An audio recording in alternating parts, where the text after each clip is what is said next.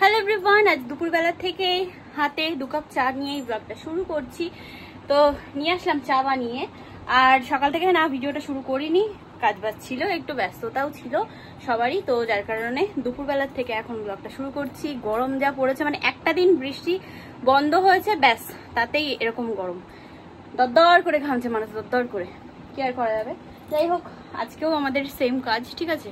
তো এই তো আজকে ঘেমনেই প্যান্ট, হ্যাঁ, তবে আজকে স্কার্ট নেই, আজকে সব আছে হচ্ছে ছেলেদের প্যান্ট, আর জামা তো আছেই। তো যাই হোক, চলো কাজবাজ ব্লগিংটা শুরু করেছি যখন, আশা করছি ভালো লাগবে। সারাদিনটা আজকে তোমাদের সাথে শেয়ার করব, কি করি না করি, দেখতে থাকো। চলো। মা ওখানে বসে বসে এখন প্যানগুলো ভাঁজ করছে, বাপি এখানে বসে বসে, আমি এই বোতাম লাগিয়ে দিলাম, এগুলো ফুল হাতার জামা ভাঁজ করছে। কিছু হয়ে গেছে মাল, এই যে এগুলো সব বাঁধা আছে, আর এই যে এগুলো সব করছি কাজ। উপর থেকে আসলাম নিচে, আর এসেই নিচ্ছি হচ্ছে এটা জিলাপি, ঠিক আছে। তো মেলার জিলাপি যাচ্ছি। জিলাপি আমি যেখান থেকে কিনি না কেন, মানে একটু মোটা মোটা টাইপের কিনি, যেরকম আমি গোলুমলু, ঠিক আছে। জিলাপিটাও ওরকম খেতে ভালো লাগে আমার, ওই কড়কড়া শুকনো শুকনো জিলাপিও ভালো লাগে না, এরকম বেশ একটু মোটা মোটা হবে। আর এনে তারপরে জিলাপিটাকে আমি ফ্রিজে রেখে দেবো, তারপরে তার পরের দিন বার করে ঠান্ডা জিলাপি বেশ একটু নরম নরম হবে, ওটা খেতে ব্যাপক লাগে। তো সেটাই এখন ফ্রিজ থেকে বার করলাম, বের করে তাই খাচ্ছি। এই যে এই যে এই যে এই যে এই যে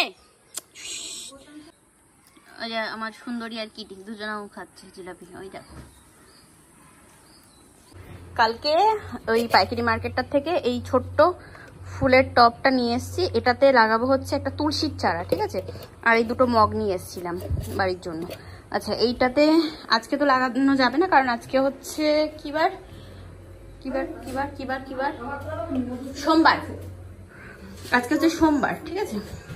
তো এটা গাছটা লাগাতে হবে হচ্ছে বুধবারে। চলো, আজ সোমবার তোমার। এখানে এই যে গাছগুলো মা সকালেই বার করে দিয়েছে, তো মা বললো যে একটুখানি বাইরে থাক, একটু রোদ লাগুক, হালকা হালকা রোদ লাগলে তবে মাটিটা একটু শুকাবে, একদম কাদা কাদা হয়ে গেছে তো মাটি, ওই জন্যই তো বের করে রাখা হয়েছিল। এখন তো দেখছি আকাশে আবারও মেঘ করেছে, এই যে এদিকটা দিয়ে, তো মনে তো হচ্ছে যে এক্ষুনি নামবে আর কি।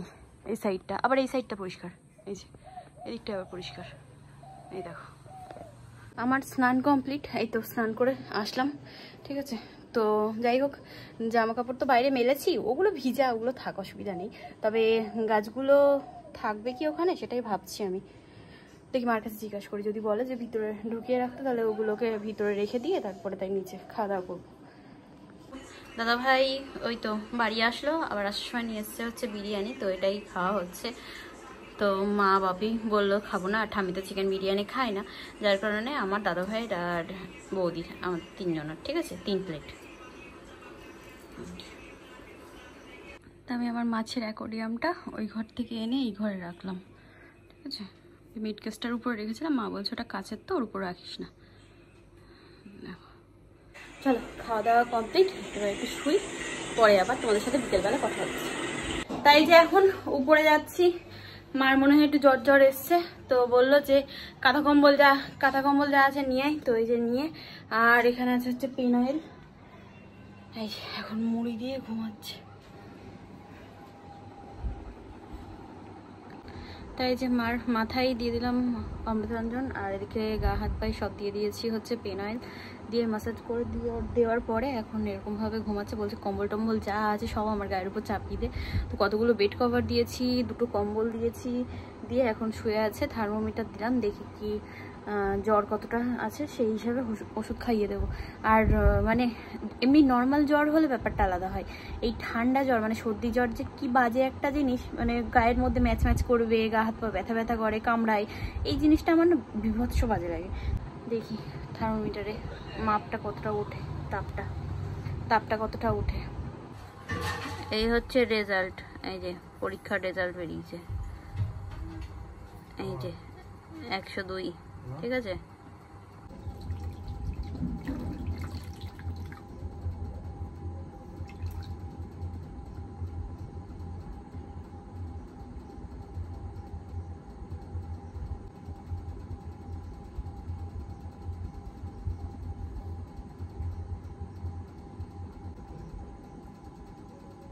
থার্মোমিটার দেখিয়েছি, বাপি নিয়ে গেছে ডাক্তারের কাছে।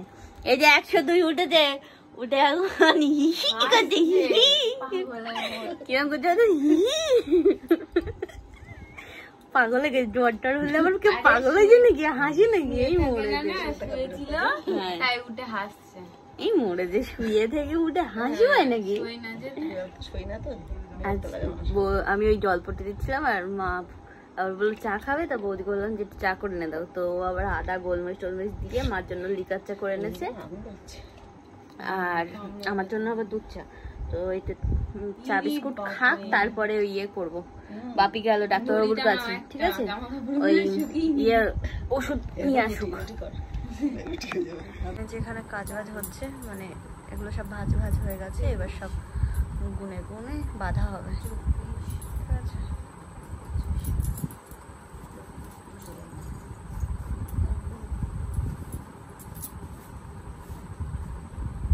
মার এখন জ্বরটা কমেছে, তো এখানে এখন বসে আছে। তা আমি ওই মালগুলো করছিলাম, প্যান্টের মালগুলো আমি করছিলাম, আর বৌদি জামাগুলো করছিল। তো আমি আবার বেশিক্ষণ দাঁড়িয়ে বা বসে কাজ করতে পারি না, একটা না।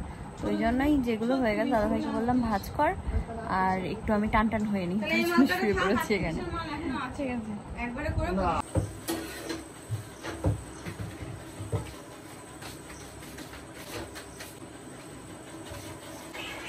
রুটিগুলো বেশ সুন্দরভাবে ফুলছে, একদম গোল্লা গোল্লা চলে গেল। এখানে আর 2 পিস আছে।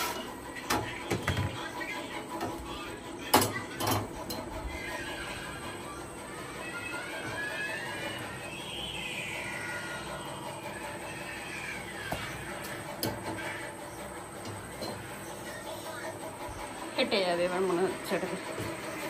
দাদাভাই এখানে বসে বসে ফোন দিচ্ছে, বাপি এখানে বসে আছে, মা আর বৌদি উপরে। আমার মাছগুলোকে খেতে দেওয়ার কথা খেয়াল নেই, মানে সকালে একবার দিয়েছি, উনি দিনে 2 বার, এই দিনে সরি মানে বলেছে যে সকালে একবার দিতে আর রাতে একবার দিতে, তাও কটা না 4টে 5টা। তো ওই জন্যই 4টে 5টা আগে দেখবো কতগুলো হয়, তারপরে। এই যে অনেকগুলো হয়ে গেছে, কমিয়ে দিই। খাও খাও, মজা করো। তো যাই হোক, মাছগুলোকে তো খাবার দিয়ে দিলাম, ঠিক আছে, আর এখানে রেখে দিয়েছি। চল এবার ঘুমাবো। আপনি একটু দিদি উপর থেকে আমার ফোনের চার্জারটা এনে দেবেন, ঠিক আছে। আমি আজকে ও বাবা অন্ধকার, আমি আজকে অনেকবার উপর নিচ করেছি, ওই জন্যই আর এখন পারছি না। হাঁটুতে ব্যথা হয়ে যায়, জানো তো, বারবার ইয়ে করলে অসুবিধা হয়। এখানে মা বেটে দুজনেই ঘুমাচ্ছে। উঠে গেল আমার কথায়, কিরম ভাবে ঘুমাচ্ছিল এক্ষুনি।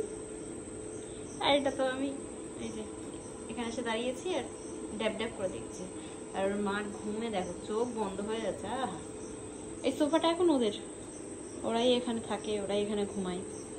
যাই হোক চলো এবার ঘুমাবো, আবার আগামীকাল তোমাদের সাথে দেখা হচ্ছে। আজকের ভিডিওটা মনে হয় অতটাও বড় হয়নি, কারণ দেখো সারাদিন তো ব্যস্তই ছিলাম, তারপরে আবার দুপুরের থেকে আর কি মার শরীরটাও খারাপ, তো ওই জন্যই। তো যাই হোক চলো আজ ভিডিওটা এই পর্যন্তই, আবার নতুন ভিডিও নিয়ে আগামীকাল তোমাদের সাথে দেখা হচ্ছে। আজকের মতো তাহলে tata bye, good night, sweet dream.